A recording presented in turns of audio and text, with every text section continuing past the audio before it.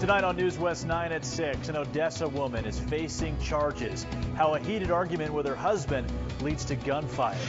The search continues for a radioactive device in West Texas. Have you seen it? We'll explain what it does next. Plus, you can now continue your outdoor watering in Midland. What the city has to say about the latest water supply. News West 9 at 6 starts right now. Hi, everyone. Thanks for joining us tonight here on News West 9 at 6. An investigation is underway right now after a pipeline fire in Reeves County. Tonight, we've learned an attempted robbery of oil and gas products started that explosion.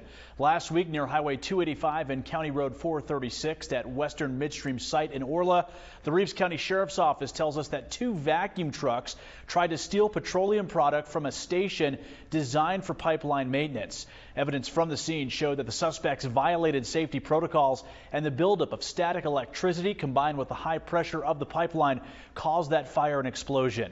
The FBI, ATF, DPS, Texas Emergency Management, along with state and local authorities leading the investigation. The Sheriff's Office says these type of thefts in the oil field remain a top concern for public safety, and they're fortunate that this fire didn't spread or hit a natural gas pipeline. Tonight, they're asking you to call or report any suspicious activity if you see any. No arrests have been made, and this is still under investigation. And the Sheriff's Office says the suspects will be prosecuted for multiple criminal charges. Right now, the search continues for a radioactive device that's used as a camera. It was lost last week near Mentone. This is what everyone is trying to find, a radiographic camera. It's used in the oil and gas industry to inspect things like pipes for cracks or flaws. Now, it's considered a camera because it uses radiation instead of visible light to create a picture. And the radioactive material is sealed with several protective layers, and the risk of exposure is low. This missing camera is owned by National Inspection Services. It went missing along Highway 302, about 10 miles east of Mentone, while it was being taken between work sites. The company, the Department of State Health Services, and local authorities are now looking for it. There's also a reward if you find it, but do take note. Do not open the device. You could be hurt by the radioactive material that's inside. Turning now to new details on gunfire that rang out in Midland last Thursday. 2 teens remain locked up tonight. 18-year-olds Ryan Allen and Stefan Freeman. An affidavit tells us they worked at the Soft Suds Auto Spa where that shooting happened. Freeman telling Midland police that he was working when shots were fired and denied any involvement. Meantime, Allen said he was involved in a fight with one group who later fired shots at another group. Now, footage from nearby businesses saw both Allen and Freeman in one of those groups taking cover from gunfire. They're being charged with tampering with physical evidence after an investigation found Allen kicking shell casings fired toward the curb in an attempt to hide evidence. Freeman was also seen trying to hide a hoodie inside a dumpster. Police believe that both teens knew a crime was made and attempted to later hide evidence. Tonight, 2 suspects are still at large who left the scene in a multicolored Ford Explorer and a white Toyota Camry. Tonight, an Odessa woman facing charges after getting into a heated fight with her husband that caused her to pull out a gun. On Saturday around midnight, authorities say an officer responding to a home in the 1300 block of Mayberry Street. A 911 caller saying Claudia Villarreal was armed and discharging a firearm. When officers got there, they found Villarreal and detained her. Officers later learning from Villarreal and her husband that they were involved in a heated argument that escalated. Now, their son also telling officers he saw his mom grab a pink firearm and later fire off 2 shots. Villarreal confirming to police that she fired twice toward a closet door that was connected to a room her husband was in. She later admitted to officers that he was inside and he wouldn't let her inside that room. Villarreal's bond was set at $30,000 and she was released from jail on Sunday. One woman is dead tonight after a fatal car crash in Ector County on Saturday. DPS tells us that 70-year-old Janie Dobbs was heading north on FM 3503, heading toward a curve in the roadway.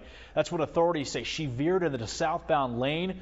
Dobbs continued onto a private property where the car rolled over. She later died at that scene. And tonight, DPS still investigating the crash.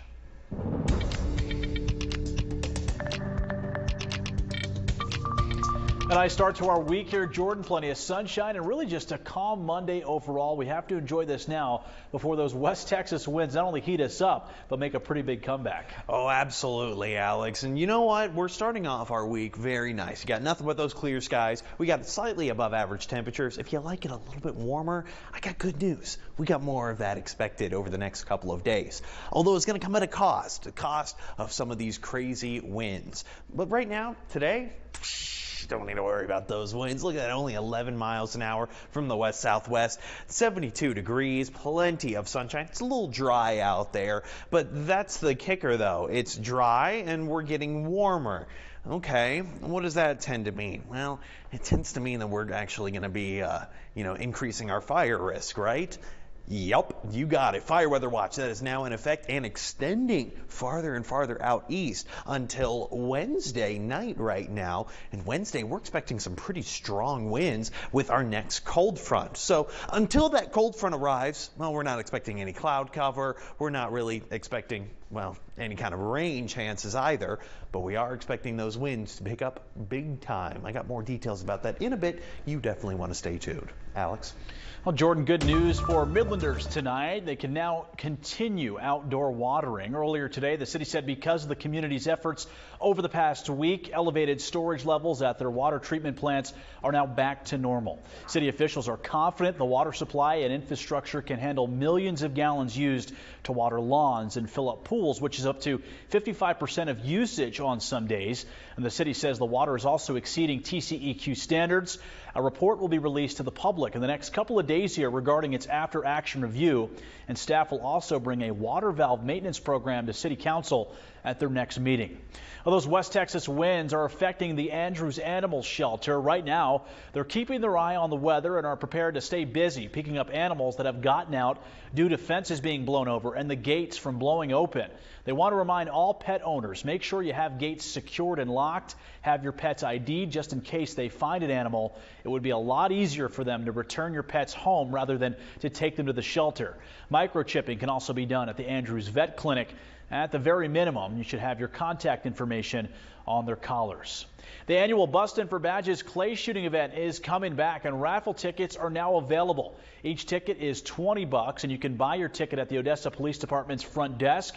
Now, the raffle drawing will take place on Friday, May 2nd at Windwalker Farms. The first place winner will take home a utility task vehicle. Second place winner will win free gas and oil changes for a year at Kent Lube or Kent Quick. And the third winner will win a raffle.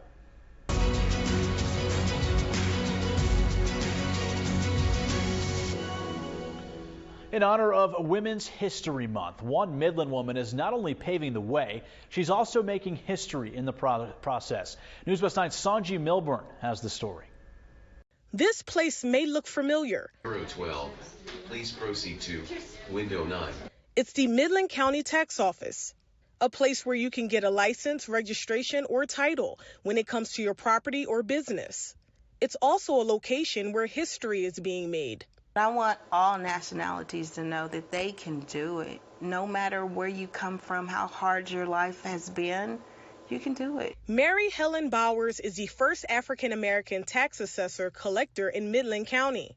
You know, one day I walked into the tax office and I seen everybody just giving stickers out. And I'm like, I can do that.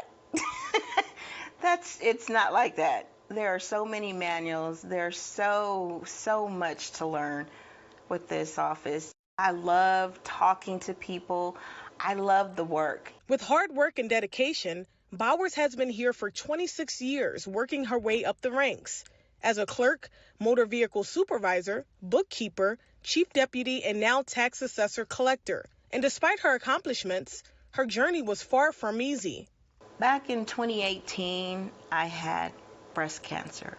I called the hospital, got an appointment, did what I needed to do, and when I said God was working, He was working. When I speak of Him, I mean, I love Him so much because I could have been gone, but He chose a different path for me. As tax assessor collector, she calculates the property tax rate for the county, oversees titles and licenses, and distributes money within the office. When you talk to her, you feel like nothing else matters, like you matter to her. And so that has taught me to be a great leader. And when Bowers is not working, she's a wife, mother, and community advocate. She's a part of the Negro Business and Professional Women's Club of Midland, Midland County Republican Women, and more. She just inspires these little girls, and I'm seeing it, and I'm like, that's crazy to me. Because I'm like, I didn't know my mom could do that. You know, she makes all these big impacts, and I had no idea that she would do that. But she put her mind to it, and she did it. Bowers says the hardest thing about her job is letting people go. However, she wants to be remembered by her legacy and providing service with a smile. Reporting in Midland, Sanji Milburn, News West 9.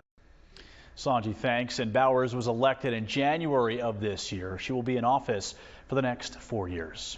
If you're feeling a little groggy today, Jordan, it's not only because it's Monday. Well, those clocks also went ahead for daylight saving time, but it is good to know that the sun stays out for longer now.